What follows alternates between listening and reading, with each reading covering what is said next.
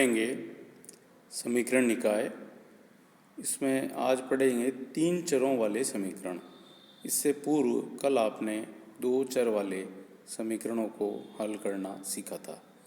यद्यपि 2 चरों वाले जो समीकरण हैं वो आप 10th लेवल पर पढ़कर आते हैं। 3 चर का जो समीकरण है वो शायद अब आपके लिए नया हो सकता है।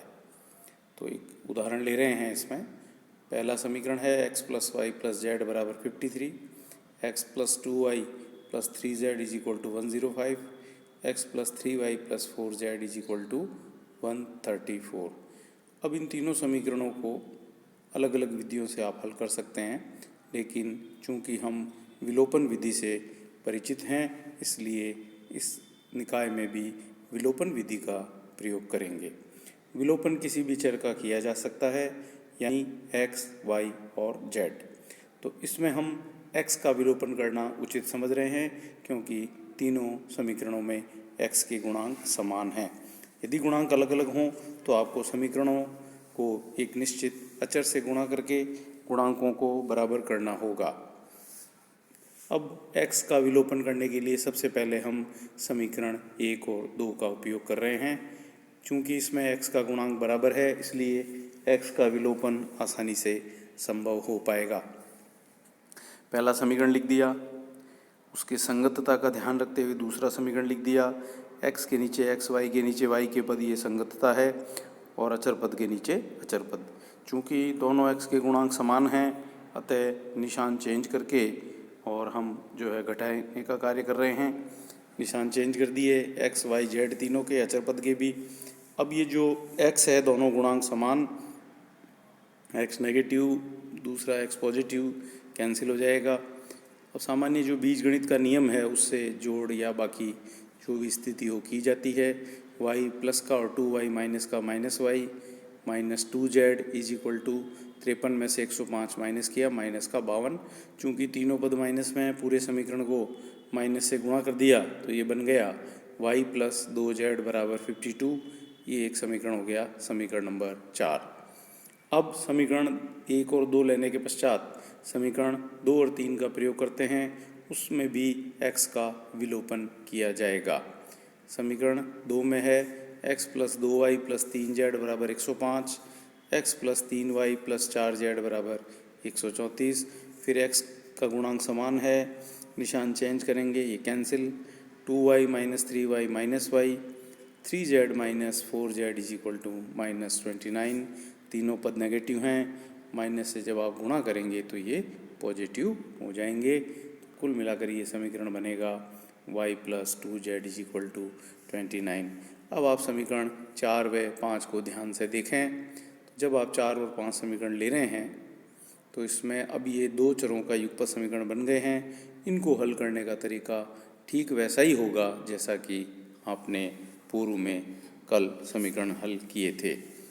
अब y का गुणांक चूँकि बराबर है दोनों में, घटाने पर z - 2z यानी -z बराबर -23, तो माइनस माइनस कैंसिल, z बराबर 23।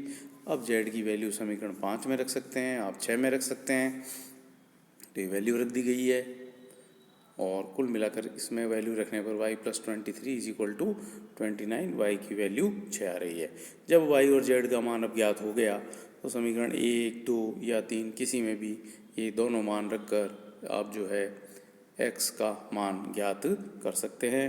तो y और z की वैल्यू समीकरण 1 में रखने पर x + 6 + 23 = 53, x की वैल्यू आ रही है 24। तो इस प्रकार जो आपने x, y और z का मान ज्ञात कर लिया है।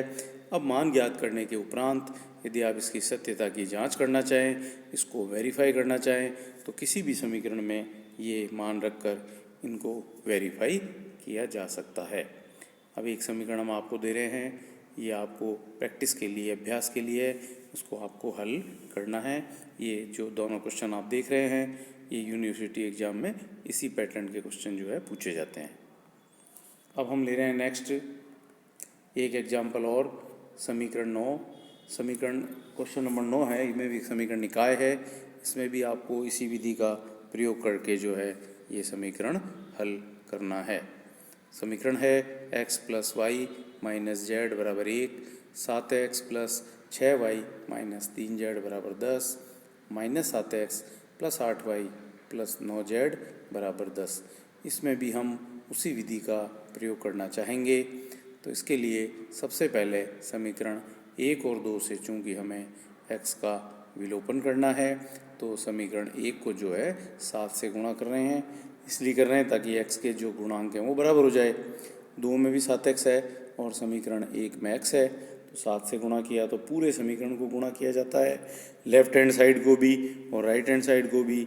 जैसा कि आप सब जानते हैं, ये समीकरणों का गुणधर्म है कि यदि पूरे समीकरण को किसी एक अचर राशि से गुणा कर दिया जाए तो उसका मान जो है वो प्रभावित नहीं होता।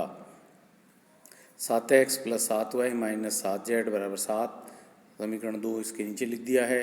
7x plus 6y minus 3z बराबर 10, निशान चेंज कर दिए, माइनस माइनस प्लस फिर माइनस, x कैंसिल, 7y में से 6y गए y, माइनस 4z बराबर माइनस 3, और जो है ये एक समीकरण प्राप्त हो गया अपने को नया, y माइनस 4z बराबर माइनस 3। ये दो चरों का समीकरण है।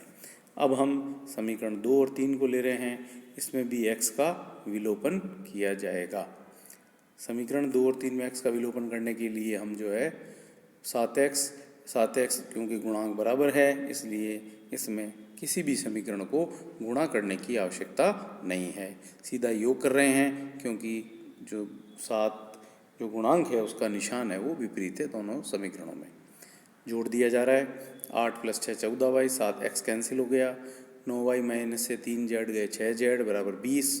तो ये 2 का भाग दिया है। इस तरह यदि पूरे समीकरण में किसी भी राशि का भाग जा रहा है तो आप देख सकते हैं इससे भी जो है समीकरण का मान प्रभावित नहीं होता है। तो 7y प्लस 3z बराबर 10।